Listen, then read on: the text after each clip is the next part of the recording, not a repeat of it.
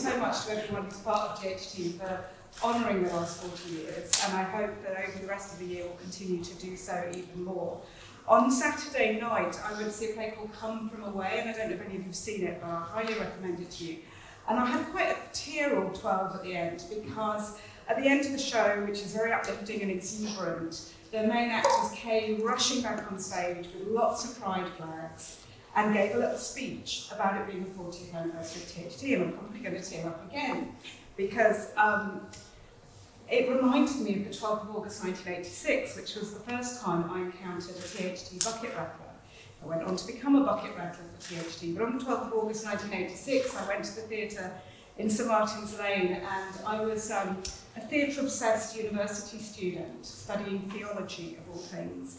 And I wrote in my very pompous diary that night, "This play is like a dramatised magazine article, amazingly dated, but still homophobia is prevalent. A lot of the audience laughed at the wrong jokes. All we can do, I think, is fight like mad for gay rights.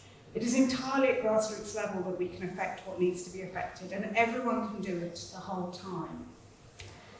One of the things I shall be putting in the archive on several hundred boxes full of precious possessions is this little flyer. It's actually from the 90s, the night Larry Kramer kissed me, but the 12th of August 1986 was a figurative night that Larry Kramer kissed me. And in this, you know, we've got Terrence Higgins Trust, thought about becoming a buddy. I love the fact that it says that, because within a couple of weeks of going to that play, where I didn't put any money in the bucket, I confess, but I was a poor student, and instead I took the leaflet and I signed up to be a volunteer.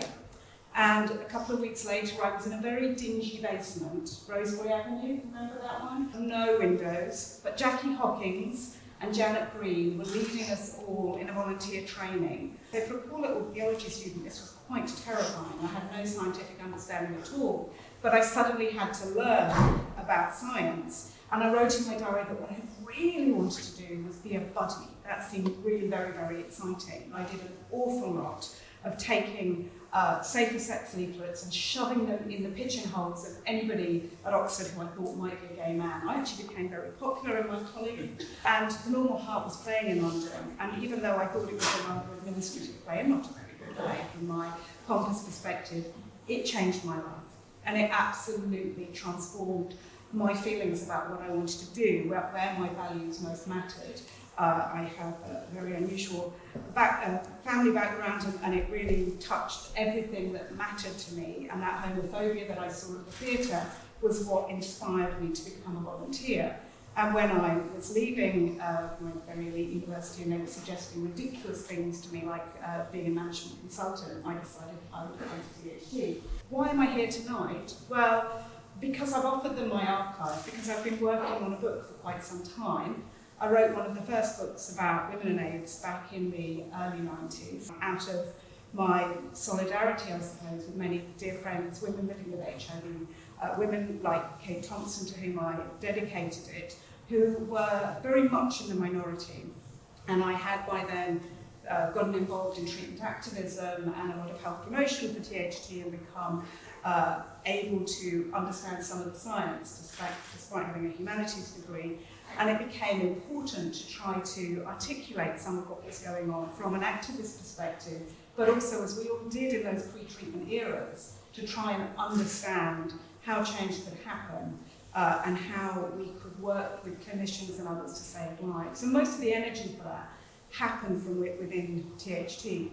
I also went on to be head of health promotion and various other roles, and I see many of the posters that we made as a team there. And Frankie Lynch, who was also a fundamental part of that, was very much hoping to be here tonight and couldn't be, but said, we'll see if they've got any of our posters, and I think they have. But for me, one of the things that was so important in writing a new book was to write about the lost stories of THT and the lost stories of the early days of the epidemic. There's not been much said about particularly the volunteers, the thousands of people who gave so much of their lives, many of whom I see tonight. The role that Simon played in the conference that formed THT back in, I think, H2, 83, and as one of the leaders of the health education group, again, fundamental to stealing so many resources. And of course we've heard about Tony, and I'm proud to say that among the things that if he lets me I will dedicate to the archive, if it's not already there, is the canonisation of St. Tony by the Sisters of Perpetual Indulgence.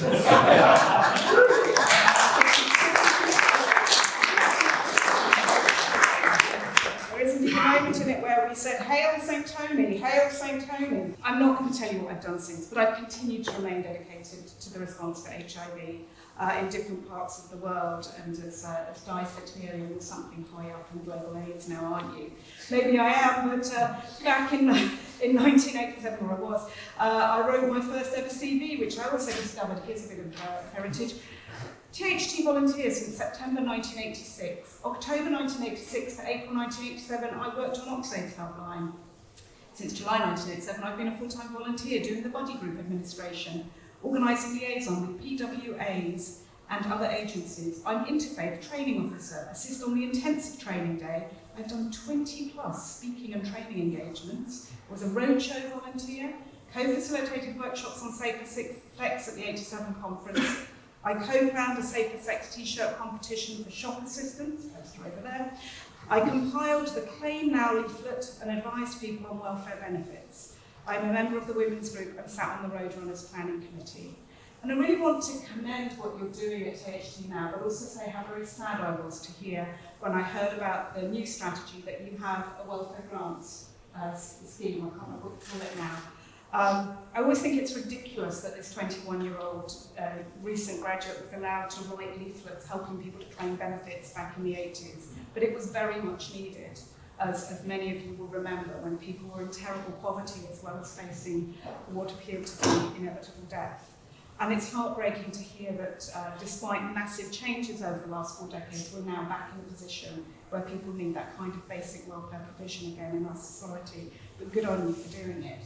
And I was also really happy to hear that in this strategy there's a massive commitment to trying to work on diversity and inclusion and to address some of the real challenges of bringing together an organisation that has very proud roots in the gay community and also must serve every community most affected. And I recall in the mid-90s when we had to really work incredibly hard as an organisation to deal with the emerging and intense and very important needs of African women in particular living with HIV and the challenges of bringing an organisation together that didn't know how to manage that. And I think it's great that the organisation is tackling some of those issues with real vigour. Just going to end by saying that in this archive that I'm handing over, I found an article that I wrote. It's a fax, remember those? And it was for, I believe, Capital Gay, it might have been the Pink Paper. And it's called A Despondent Decade. I'm not going to read it all, but I hope some of you will remember some of these people.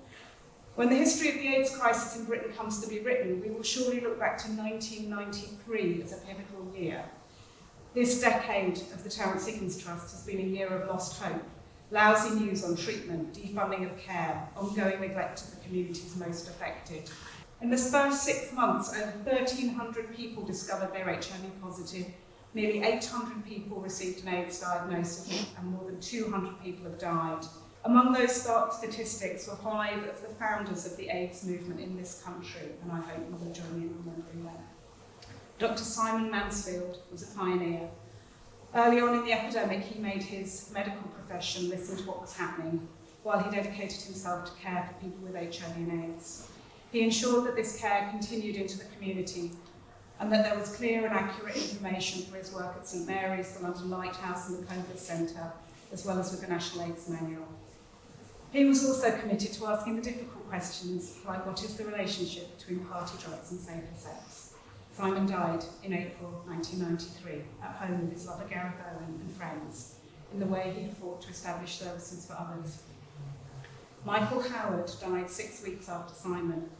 Michael was the second most vociferous director of Frontliners. Frontliners was established in 1987 as a self-help group for people living at the front line of the epidemic, people living with AIDS. The principle of developing opportunities for people living with AIDS to support each other and articulate their needs is central to a community-based response to the crisis. Frontliners provided a central focus for this information exchange and provision and was based within the Terrence Higgins Trust. Yet after 5 years, the organisation folded and the energy dispersed.